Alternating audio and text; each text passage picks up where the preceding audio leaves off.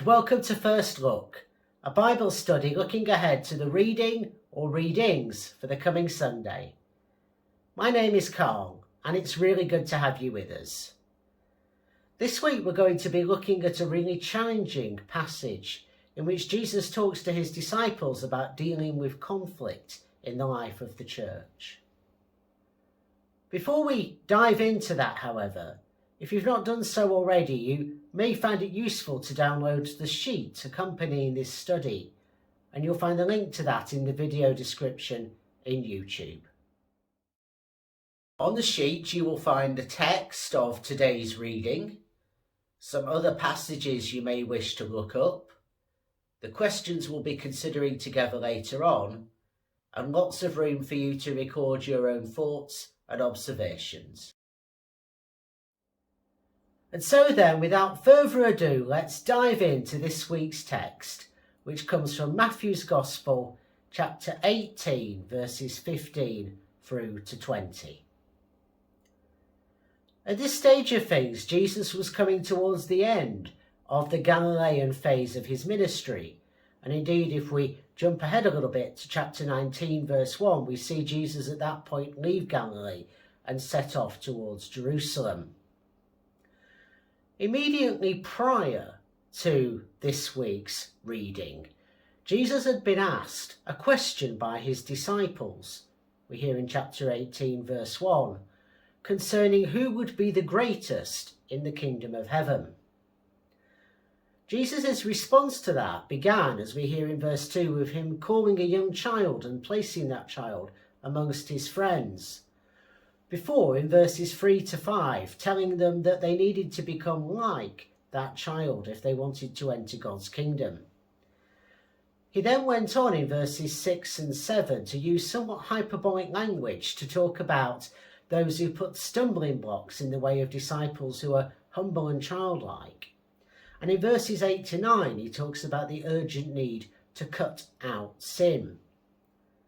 And finally, in verses 10 to 14, he tells them a version of the parable of the lost sheep, highlighting that those disciples who have humbled themselves, made themselves childlike, are precious to God, and those who wander off are nonetheless precious to God. Now, if we jump ahead a little to the reading that we'll explore next week, chapter 18, verses 21 through to 35, we see the focus shifting to the subject of forgiveness in response to a question from Peter. And so today's reading is sandwiched between a response to this question about who's the greatest, that involves talking about childlikeness and humility and looking after the lost sheep, and this section on forgiveness. And that sandwiching is really important in terms of framing how we understand this text.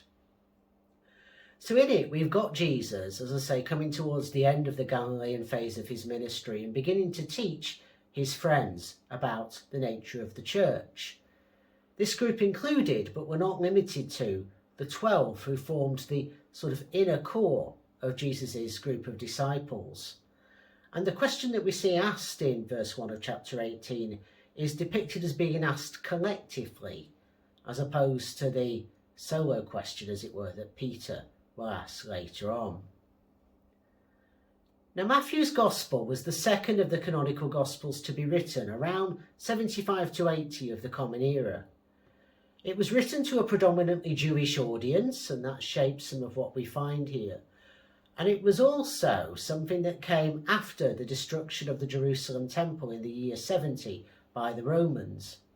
And that's really significant because it led to a lot of tension within Christian and Jewish groups alike about what it meant to be God's people, about their sense of identity.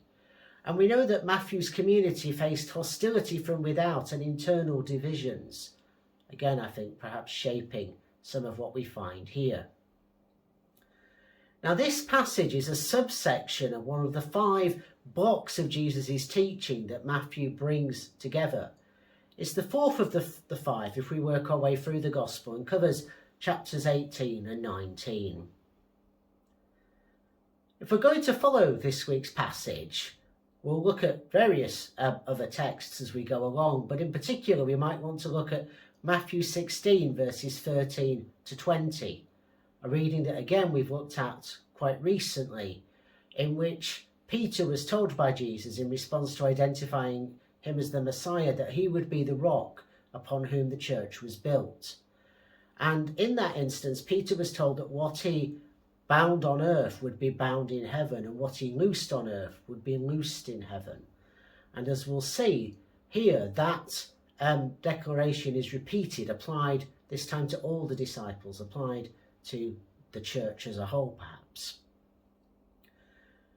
Now this passage effectively brings together a set of 3 pericopes. In verses 15 to 17, we've got advice on how to deal with an apparently errant church member. In verses 18 to 19, we've got these words about binding and loosing. And in verse 20, we've got Jesus' promise that he will be with the disciples whenever 2 or 3 are gathered together in his name. So there's a movement in the first pericope that's notable from the individual in verse 15 through to the whole church in verse 17. And it reminds us that sin has implications for all who are part of God's community. Now, by grouping these pericopes together, Matthew highlights a pattern for us that follows how disputes were dealt with in Hebrew thought. And we might look, for example, at Deuteronomy chapter 19, verse 15, and Leviticus as well, also coincidentally chapter 19, verse 15 and onwards, for teaching about this. But there is a difference in relation to what we find in verse 16 of today's passage around witnesses. And that's that the witnesses in this case, in Jesus' case, are there to testify to the exchange that happens when 2 or 3 witnesses are brought in to see the conversation between the wounded parties, as it were. It's not about being a witness for or against either side, or a witness to a crime. It's a different sense of testifying here. So it's a subtle twist on an established pattern. Now, having numbers of people present when sin is being confronted is a way of offering protection for the most vulnerable, for whom Jesus is primarily concerned in Matthew 18, as we've heard with his talk about little children. And he was all too aware of the power dynamics already at play amongst his own disciples that are kind of there and not spelt out, as it were, but clearly there in the question they ask at the beginning of chapter 18 to kick all of this off. Now, as I say, we've got a kind of sandwich here in verses 1 to 14, we've got all this concern for the little ones, the vulnerable members of the church. And in verses 21 to 35, we've got a whole section on forgiveness.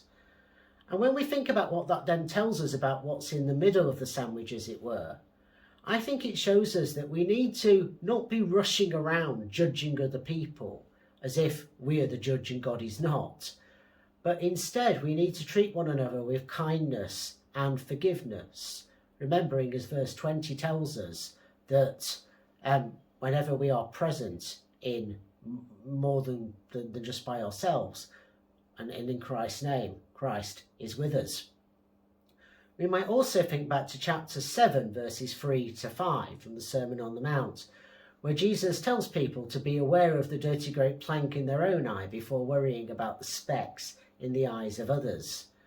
We need to address our own shortcomings and sins and not perhaps be, to be too quick to rush to judgment on others.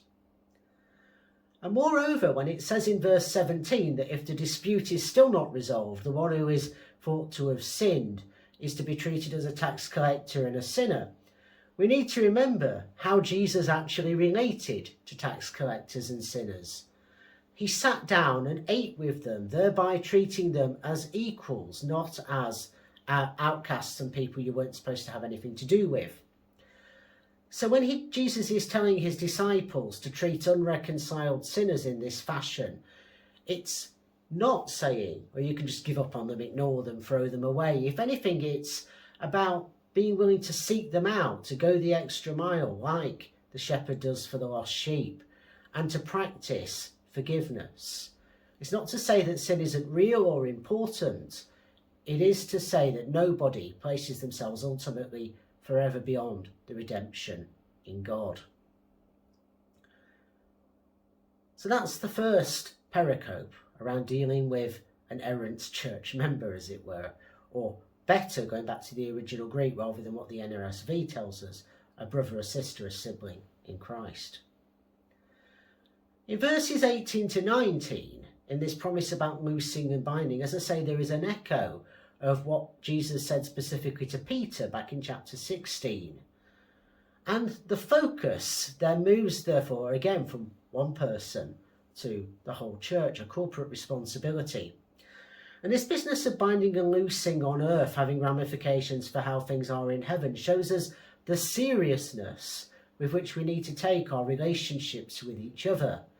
And binding and loosing here isn't simply about how we deal with conflict in the church, difficult subject as that is, but it's about the whole of how we live our lives. We bind and loose all the time. So it's about our ethical and moral framework. It's things like how we use our money and our time, how we treat other human beings, particularly those we don't know who are maybe not considered easy to love, who are considered outsiders, the tax collectors and sinners. It reminds us that discipleship is something that should impact the whole of our life, not just when we set foot in church on a Sunday. But Jesus doesn't end just with this point about binding and loosing. He promises in verse 20 that he will be present with his disciples when 2 or 3 are gathered in his name. Now note at this point, Jesus doesn't say, I'll be present among you when you all agree, or when there aren't conflicts, or when everything is nice and neat and sorted out. I'll be with you when you're gathered. And it doesn't, therefore, come in the context that this verse is sometimes used when it's ripped out of context to try and reassure groups of Christians who find themselves in small gatherings that that's okay because Christ is still with us. That's true, but it's not the focus here. The focus is around how we deal with difficult episodes, challenges, conflicts.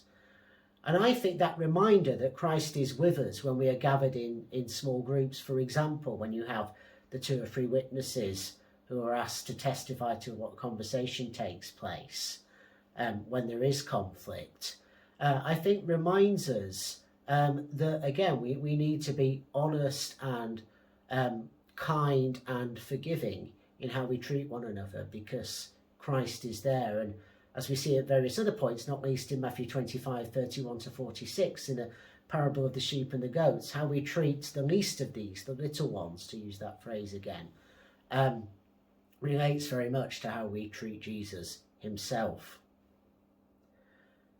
Now, as I say, the passage is primarily about how conflict situations are dealt with in churches, and certainly that's the consensus among commentators, that Jesus is putting forward a framework we can use. But we do need to sound a note of caution here, and that's because there are examples of this approach being used to actually abuse and exclude others. Both sides in a doctrinal dispute, for example, may believe that they are genuinely in the right, and those who disagree with them are sinners. And that mindset of sort of cast people out that there can be is one reason why we can end up splitting and having divisions rather than being able to hold differences together. It could also has been used, for example, to imply that LGBT plus people do not belong in the life of our churches, that it's okay to exclude them, treat them as unrepentant sinners for simply being who we are. And so, as I say, this text does need some careful handling, and I think Jesus is putting protection in place for the vulnerable, and the framing of this passage shows us his particular concern, I think. So with that in mind, as we continue to grapple with this challenging reading, we now turn to our questions for this week.